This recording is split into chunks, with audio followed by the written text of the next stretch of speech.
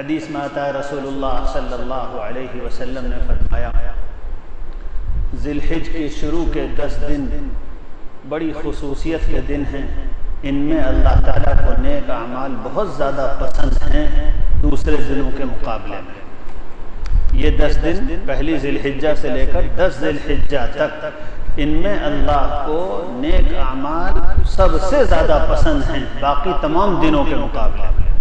اس لیے رسول اللہ صلی اللہ علیہ وسلم سے لے کر آج تک اللہ کے نیک بندے جو واقعی دین میں امام ہیں، ان سب کا طریقہ یہ ہے کہ ان دنوں میں اللہ کو راضی کرنے والے اعمال بڑھا دیتے ہیں، ان میں نوافل بڑھا دیتے ہیں، ان میں نفل عبادتیں بڑھاتے ہیں، نفل پڑھتے ہیں، ذکر کرتے ہیں، تلاوت کرتے ہیں، روزے رکھتے ہیں۔ خود رسول اللہ صلی اللہ علیہ وسلم نے ان 10 دنوں میں روزوں کی کثرت کی ترغیب دی ہے۔ آپ نے فرمایا کہ ان دنوں میں کثرت سے روزے رکھا کرو۔ ظاہر بات ہے 10ویں تاریخ تو عید کا دن ہوتا ہے، اس میں تو روزہ نہیں ہوگا، لیکن یہ 9 دن بہت ان میں روزے کی فضیلت ہے۔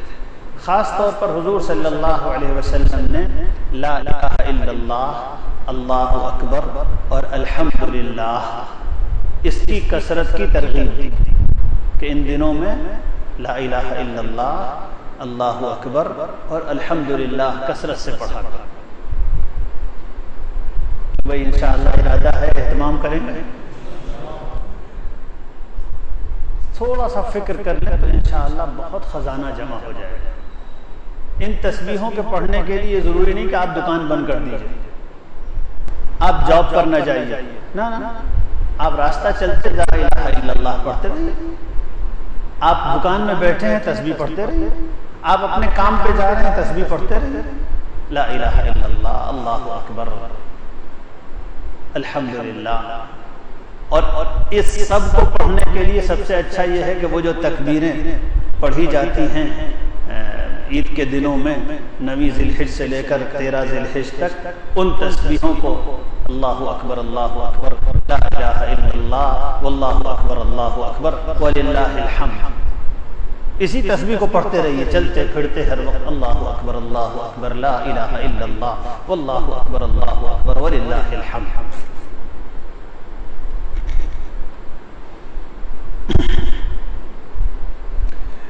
9 ذی الحج جو عرفہ کا دن ہوتا ہے، وہ اس کے دن کا روزہ رسول اللہ صلی اللہ علیہ وسلم نے خاص طور پر سنت قرار دیا ہے۔ 9 ذی الحج عرفہ کا دن حضور صلی اللہ علیہ وسلم نے فرمایا کہ صوم یوم عرفہ اننی احتسب علی اللہ ان یکفر السنة التي قبلها والسنة التي بعدها۔ عرفہ کے دن کا روزہ، عرفہ کا دن 9 ذی الحج کو ہوتا ہے، عرفہ کے دن کا روزہ مجھے اللہ سے امید ہے کہ یہ پچھلے 1 سال اور اگلے 1 سال کے گناہوں کو معاف کروا دے گا۔ پچھلے 1 سال کے گناہ کو بھی معاف کروائے گا اور اگلے 1 سال کے گناہوں کو بھی معاف کروا دے گا۔ مجھے نہیں یاد آتا کہ قرآن اور حدیث میں آئندہ کے گناہوں کی معافی کا وعدہ کسی اور عمل پر ہے سوائے صوم یوم عرفہ کے۔ عرفہ کے دن کے روزے کے علاوہ کسی اور دن اگلے سال کے گناہوں کی معافی کا وعدہ میرے علم میں کسی اور عمل پر نہیں ہے۔ اس لیے بہت فضیلت کی چیز ہے، سب لوگ کوشش کریں جو بھی روزہ رکھ سکتا ہو کہ 9 ذی الحج کا روزہ ضرور رکھے، بڑی فضیلت کی چیز ہے۔ اللہ تعالیٰ مجھے بھی توفیق عطا فرمائے، ان دنوں میں خاص طور پر اللہ کی محبت دلوں میں پیدا کرنے کی کوشش کرو۔ لا الہ الا اللہ، اللہ اکبر، اللہ اکبر، الحمدللہ، ان تسبیحات کی کثرت کیجئے، اور اگر ہو سکے تو یکسوئی کے ساتھ اللہ کی طرف متوجہ ہو کر تھوڑی دیر اللہ کو یاد کیا کیجئے۔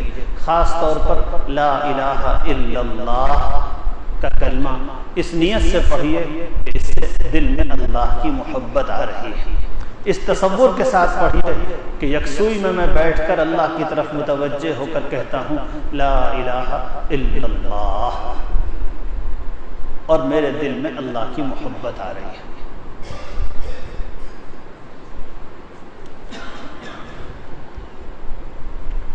اس نیت کے ساتھ پڑھیے کہ میرے دل میں اللہ کی محبت آ رہی ہے۔ روزانہ تھوڑی سی دیر بھی اگر اس طرح ہم اللہ کو یاد کریں گے تو اللہ کی محبت دل میں بڑھنے لگے گی۔ اللہ تعالیٰ مجھے اور آپ کو سب کو توفیق عطا فرمائے۔ سبحان اللہ و بحمدہ۔